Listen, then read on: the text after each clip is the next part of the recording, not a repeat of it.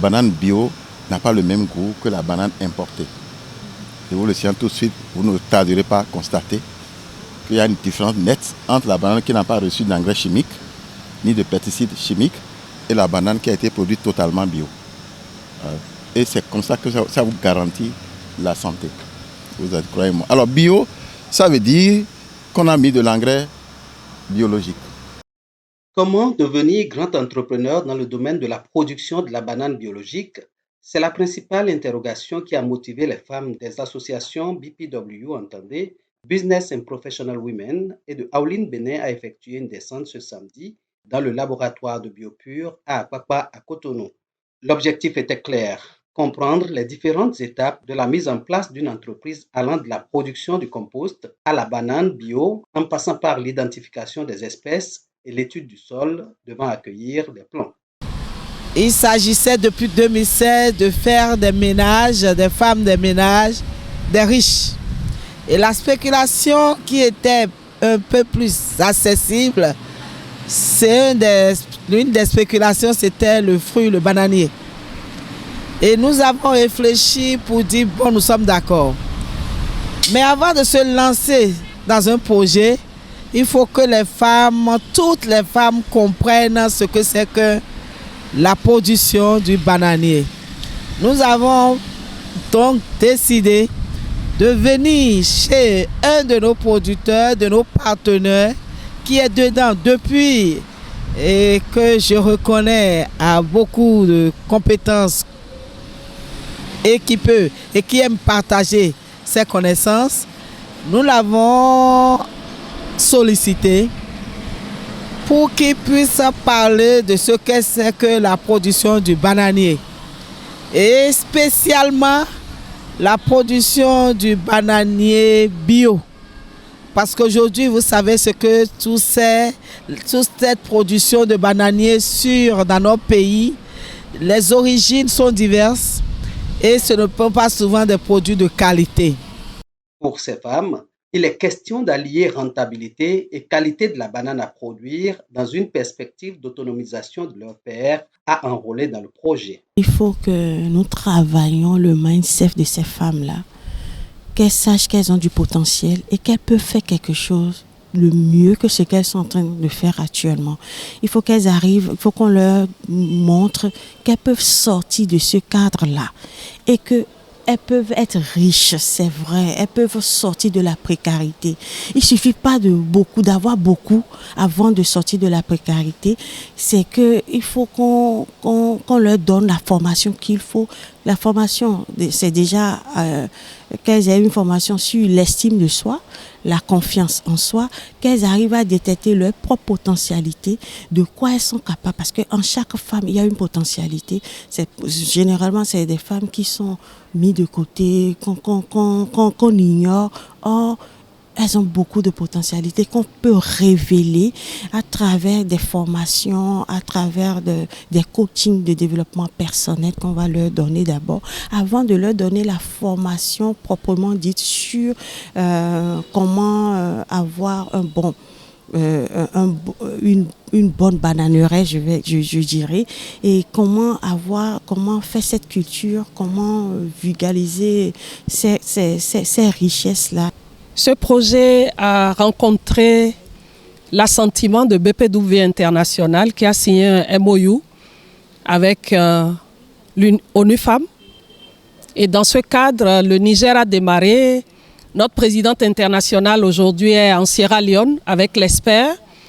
Et le Bénin a choisi de travailler sur le bananier, toute la chaîne de valeur du bananier. Et dans notre PTA, nous avons décidé de visiter un bananier et nous avons choisi la ferme de M. Chamwedo que vous voyez avec nous.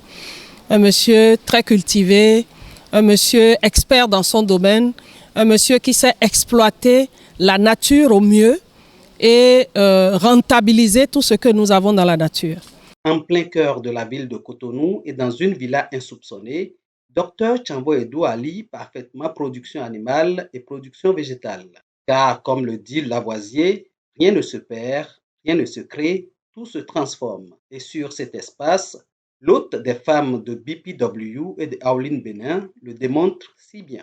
J'aime les femmes qui entreprennent, les femmes sont nées avec un pouvoir massif qui fait peur aux hommes. Et ils ont raison d'avoir peur. Car le jour où la femme va prendre son pouvoir tel que Dieu le lui a donné, ben, nous serons à la traîne. C'est ce qui va arriver. Si jamais cette femme-là décide d'entreprendre dans l'agriculture moderne, je précise bien moderne, ça veut dire l'agriculture du riche, d'accord, là où on choisit la spéculation selon le marché, on a des bons de commande avant d'aller au champ, là où on produit selon donc, la richesse que Dieu a mis dans la terre, dans le sol, après une étude agro-pédologique normale, vous ne pouvez pas les tenir. Ce sont des milliardaires potentiels que j'ai reçus, là maintenant, je les vois comme des milliardaires, pas moins. Après la visite du laboratoire, une descente a été effectuée dans la ferme d'expérimentation de Biopure à Épais pour toucher du doigt les réalités décrites plus haut. À l'évidence, un des éléments fondamentaux de la réussite d'un projet agricole, c'est bien la maîtrise de l'eau. La maîtrise de l'eau, ça veut dire que dans votre champ, vous avez une source intarissable d'eau et à la pointe de la saison sèche, vous pouvez irriguer. C'est ça la maîtrise de l'eau. Si vous n'avez pas un point naturel d'eau, c'est-à-dire un cours d'eau qui ne tarit pas, un fleuve par exemple, dans votre champ, eh bien vous allez créer par forage peut-être, voilà, ou bien vous allez faire une retenue d'eau, ou bien un barrage. Ça, il faut nécessairement faire ça. Donc s'il y a des gens ici qui font de microfinance là, tenez-vous ça pour dire, si le gars n'a pas la maîtrise de l'eau, je ne connais rien qui soit plus capricieux que la pluie. Donc la pluie va tomber au moment où on n'en a pas besoin, et elle va, bizarrement, quand on en a besoin. Vous voyez, vous ne pouvez pas rembourser ma banque avec ça. Au terme de la visite, les uns et les autres expriment ici leur entière satisfaction. Si vous pratiquez l'agriculture correctement, mais vous allez créer une puissance. Vous allez créer, puisque on dit d'un pays qu'il est riche, quand il y a un grand nombre de riches dans le pays, dans la population. Ou bien, c'est ça, non? Alors, imaginez, fermez les yeux, imaginez que toutes les femmes business professionnelles women deviennent des milliardaires. Qu'est-ce que le Bénin devient? On devient une puissance. Donc mon rêve, c'est qu'elle profite de cette visite pour changer de paradigme. J'aurais gagné ma journée. Nous sommes partis de son laboratoire. Vous ne pouvez pas l'imaginer, c'est dans une maison qui ne dira pas son nom. Vous voyez, c'est des carreaux partout, mais il y a de la richesse à l'intérieur. Nous sommes sur la ferme qui est à moins de 3 km du labo, en plein cœur de Cotonou. Et aujourd'hui, vous voyez comment on peut produire du bananier ou des bananes à partir d'un espace assez petit. Mais là où on fait une culture intégrée et on a en même temps sur place ce qui peut donner à manger aux bananiers. Utiliser également des arbres qui sont des arbres brise-vent pour les bananiers qu'on a sélectionnés minutieusement. Et sur ce site, vous avez, en plus de la production directe, la préparation des plantules qui permettent à d'autres producteurs de pouvoir avoir des plants sains. C'est une richesse inouïe que les Béninois ne connaissaient pas. Les femmes professionnelles et d'affaires et le domaine femmes rurales de Aouline Bénin, la responsable va prendre la parole tout à l'heure pour vous dire la motivation profonde du réseau des femmes leaders aux côtés de Business and Professional Women pour amener une mère, un bananier au Bénin et également un projet que nous allons développer sur des hectares parce que la demande est là, on n'arrive pas à remplir encore cette demande. Or, nous disons que les femmes sont dans la précarité, les femmes sont dans la pauvreté. C'est des niches comme ça qu'il faut aller chercher pour dire aux femmes, nous pouvons nous mettre dans autre chose. Et c'est cette autre chose que BPW et Aouline Bénin veulent mettre au service de la femme béninoise. Je crois qu'on a beaucoup de matière et nous avons beaucoup de richesses que nous-mêmes nous ignorons. Et il suffit de peu. Parce que moi, ce que je suis en train de remarquer, nous sommes là à dire, nous investissons dans des trucs lourds, nous faisons des investissements lourds qui ne rapportent pas forcément, on n'a pas le retour que nous attendons de cet investissement.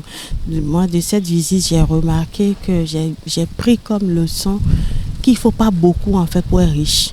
Il faut aimer la chose, avoir la bonne information, aller se faire former, aller vers ceux qui maîtrisent, même si vous n'avez pas reçu la formation de base, travailler avec les gens qui s'y connaissent, quitte à ce que qui vous aident à sortir cette richesse de la terre, parce que on en a beaucoup. Cette visite, sincèrement, je peux dire que on est déjà milliardaires. Si on y croit, si on s'y met et si on s'y donne correctement, les résultats seront explosifs. Je suis comblée, je suis sidérée. Cette sortie est riche d'expérience. Riche d'expérience parce que depuis le laboratoire jusqu'à la ferme, on a appris beaucoup de choses. On a appris qu'on peut même en pleine ville de Cotonou, on peut faire le champ. Disons les choses comme cela se doit. Et ici, c'est une mine d'or que même les autorités à divers niveaux, où j'allais dire spécifiquement le ministère de l'Agriculture doit s'inspirer pour orienter le développement d'un certain nombre de spéculations, ou même l'université va exploiter les expériences déjà mises en application par... je dis que c'est une expérience que même l'université viendra s'inspirer auprès du PDG de Biopu pour mettre les étudiants sur ce bon chemin. Vous allez constater ici qu'il y a beaucoup de spéculation et l'association des cultures, la diversification, et il nous a appris ou il nous a fait part des différentes méthodes culturelles, ce que de façon pratique beaucoup d'agronomes ne le savent même pas. Au laboratoire Biopur, la chaîne d'expérimentation va de la production à la consommation en passant par la transformation, raison pour laquelle ces femmes, futures entrepreneurs dans la production de la banane, ont eu droit à une visite dans la boutique de vente des produits de Biopur et à la dégustation d'un plat d'yam pilé dans le restaurant du laboratoire. À espérer désormais que les ambitions de ces femmes entrepreneurs trouvent le financement nécessaire pour faire de ce projet un maillon du développement du Bénin.